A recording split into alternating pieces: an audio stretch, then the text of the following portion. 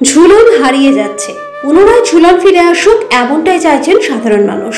প্রতি বছর বাংলা শ্রাবণ মাস ও ইংরেজির অগাস্ট মাসে ঝুলন যাত্রা অনুষ্ঠিত হয়। ঠিক জন্মাষ্টমী এবং রাখি পূর্ণিমার আগে এই ঝুলনকে কেন্দ্র করে বিভিন্ন জেলায় সাজো সাজো রথ দেখা যেত বেশ কয়েক বছর আগে।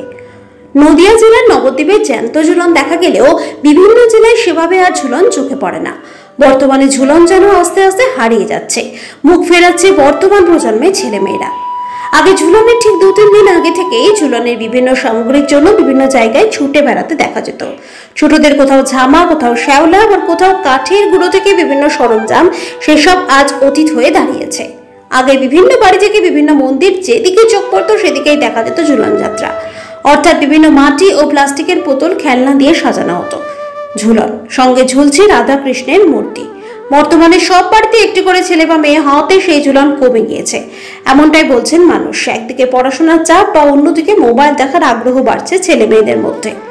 আগামী দিনে ঝুলন যাত্রা কি জিনিস সেটা হয়তো তারা ভুলেই যাবে, এমনকি ভুলতে চলেছে তাদের অভিভাবক থেকে শুরু করে বড়রাও। হুগলি জেলার বাঁশবেড়িয়া আনন্দময় মন্দিরে এখনো নিয়ম করেই জগদ্ধাত্রী মন্দিরে হয়ে আসছে ঝুলন উৎসব। তবে এই ঝুলন যাত্রা এবছর 55তম বর্ষে পদার্পণ করেছে।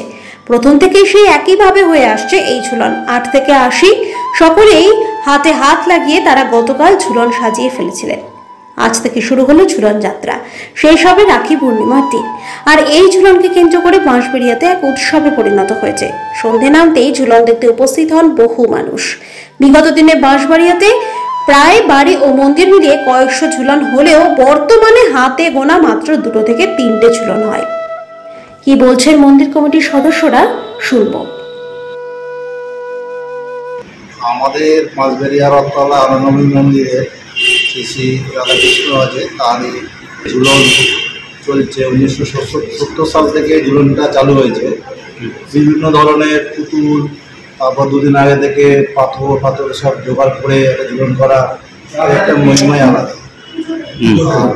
টোটাল এখন তো ঝুলন দেখাই যায় না। আগে তো চারিদিকে অনেক বাড়িতে ঝুলন দেখা যায়, এখন বাচ্চারা এর থেকে দূরে সরে যাচ্ছে।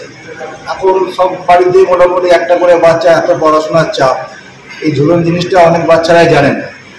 আমরা চাইছি যে ঝুলনটা সব জায়গায় ভালোভাবে হোক, আবার পুরোনো দিনে ছন্দটা ফিরে আসুক। বাচ্চারা এর মধ্যে আনন্দ থাকবে, আনন্দ পাবে, জানতে পারবে ঝুলনটা কী জিনিস, কী উপলক্ষে ঝুলনটা করা হয়। ঝুলনটা আমাদের হচ্ছে 70 সাল থেকে শুরু হয়েছে, 55 বছর হলো। এটা রাখি পূর্ণিমার দিন ঝুলনটাকে তোলা হয়। আমরা সাজাই, বাচ্চারা সাজায়, বাচ্চারাও থাকে, আমরা দূরে থাকি, বাচ্চাদের দিয়ে করানো হয়। কারণ বাচ্চাদের যেটা ভালো লাগে করতে, ওরা খুব আনন্দ উৎসবের সাথে ঝুলনটাকে সাজায়। হ্যাঁ, লোক আসে, আমার মন্দিরে হয়, আমাদের বাড়ি একটা সামনে আছে, মাঠের পাশে বাড়ি, ওখানে একটা ঝুলন হয়। ওটাও অনেক দিনকার পুরোনো ঝুলন, ওটাও প্রায় 50 বছর হয়ে গেল ঝুলনটা হচ্ছে। ওটা ছোটোবেলায় আমরা করতাম। এখন ওই বাড়ির 2-1টা ছেলে, আমার ছেলেও থাকে, একটা কয়েকজন মিলে ঝুলনটাকে সাজায়। বাঁশবেড়িয়ায় আমরা যখন দেখেছি 10-12 জায়গায় ঝুলন আমার রথতলা হয়ে যায়।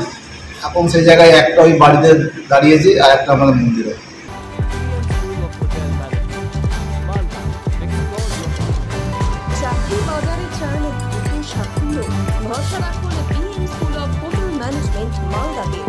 UGC অনুমোদিত কোর্স, সাথে 100% job guarantee, campus, AC, classroom এবং হস্টেলের সুবিধা রয়েছে।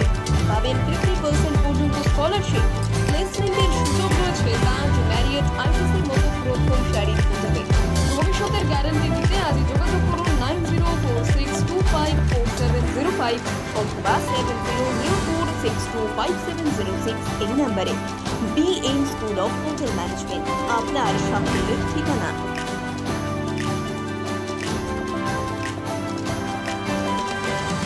পাথর ছাড়াই প্রতিকার সম্ভব।